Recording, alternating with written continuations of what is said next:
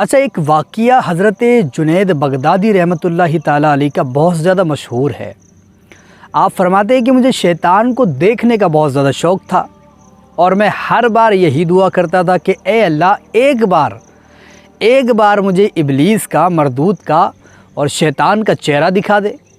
میں ہر روز یہ دعا مانگا کرتا تھا، بارہا میں ہر روز دعا کرتا تھا۔ ایک رات ایسی آئی کہ میں گھر کے صحن میں، مطلب گھر کا جو آنگن ہوتا ہے، ٹھیک ہے، آنگن کو صحن کہا جاتا ہے، تو میں بیٹھا ہوا تھا وہاں پر، دیوار کو ٹیک لگا کر کے بیٹھا تھا کہ ایک آواز میرے پاس آئی اچانک ہی۔ تو میں نے کہا کون ہے؟ اس نے کہا کہ میں ہوں۔ پھر میں نے کہا کہ تو ہے کون؟ تیرا نام تو ہوگا کچھ۔ اس نے پھر کہا کہ میں ہوں۔ کہتے کہ پھر میں نے اس سے پوچھا کہ تو ہے کون؟ اس نے پھر کہا کہ میں ہوں۔ تو پھر میں نے کہا کہ بالکل تو شیطان ہی ہو سکتا ہے، تو ابلیس ہی ہو سکتا ہے۔ اس نے کہا کہ ہاں بالکل میں ابلیس ہوں، میں شیطان ہوں۔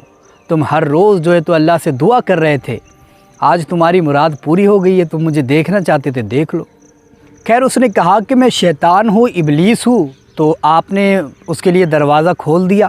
شیطان کا چہرہ دیکھنے کی ان کے دل میں خواہش تھی، تو انہوں نے اس کو اندر بلایا۔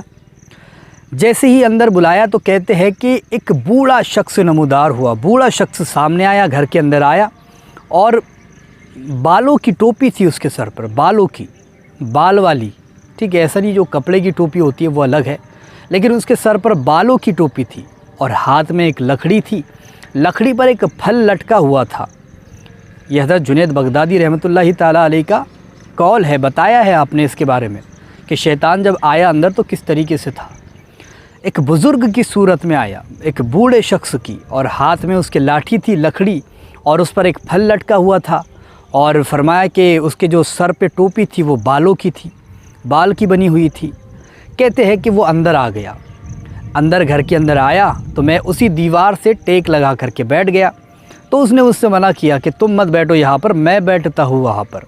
تو میں وہاں سے اٹھ گیا، پھر وہ جا کر کے وہاں پر بیٹھا ٹیک لگا کر کے، اور پھر میں اس کے سامنے بیٹھ گیا۔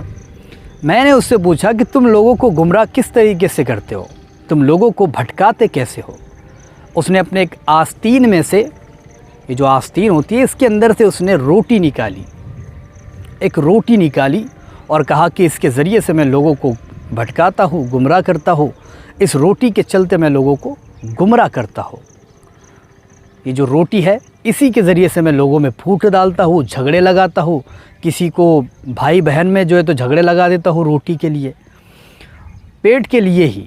اس کا بتانے کا جو مقصد تھا وہ یہ تھا کہ میں پیٹ کے لیے ہی لوگوں میں جو ہے تو جھگڑے لگا دیتا ہوں، پھوٹ ڈال دیتا ہوں، جانے تک لینے لگا دیتا ہوں ایک دوسرے کی، تو روٹی کے لیے ہی۔ اور آج دنیا کے اندر آپ دیکھ رہے ہوگے کہ انسان کس لیے لڑتا ہے زیادہ تر؟ اپنے پیٹ کے لیے، کہ بھئی میں کھا سکوں وہ نہ کھا سکے سامنے والا، میں پیٹ بھر کے کھا سکوں وہ سامنے والا نہ کھا سکے۔ تو یہ ساری چیزیں آج دنیا کے اندر چل رہی ہے، آپ کو پتہ ہے۔ انسان روٹی کے لیے، پیسوں کے لیے یہ ساری چیزیں کر رہا ہے۔ پیسے کس لیے کماتے ہیں؟ پیٹ کے لیے ہی، کہ پیسے آپ کھاتے ہو نہیں نا، پیٹ کے لیے ہی ساری چیزیں ہوتی ہے۔ پیسے کماتے ہو، محنت کرتے ہو دن رات، پیٹ کے لیے کرتے ہو۔